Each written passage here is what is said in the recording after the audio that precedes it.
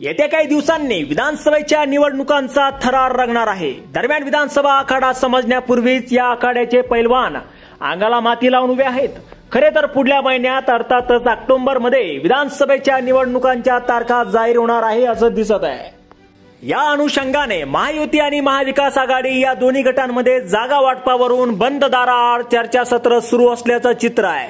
राज्यातील सर्व मतदारसंघामध्ये आता नेत्यांचे दौरे वाढलेले आहेत।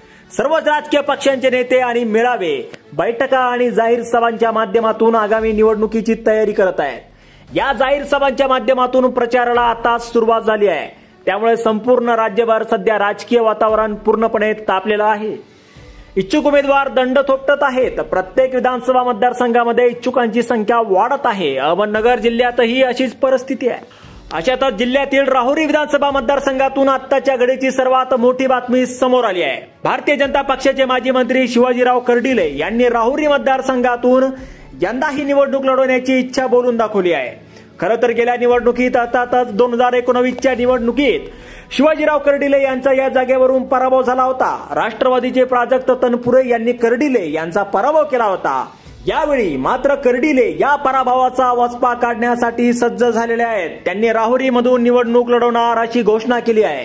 कर्डिले यांनी एक पत्रकार परिषद आयोजित करून राहुरी मतदारसंघातील जनतेचा मला येथून निवडणुका लढवण्याचा आग्रह केला असल्याचं म्हणत आपण येथूनच निवडणूक लढवणार आहे असं त्यांनी जाहीर केलं आहे। आम्ही आपणास सांगू इच्छितो की गेल्या काही दिवसांपासून नगर दक्षिण लोकसभा मतदारसंघाचे माजी खासदार सुजय विखे पाटील हे यावेळी विधानसभेच्या रिंगणात उतरणार अशा चर्चा सुरू झालेल्या आहेत। सुजय विखे पाटील राहुरी विधानसभा मतदारसंघातून आपले नशीब आजमावणार आहे असं बोललं जात आहे।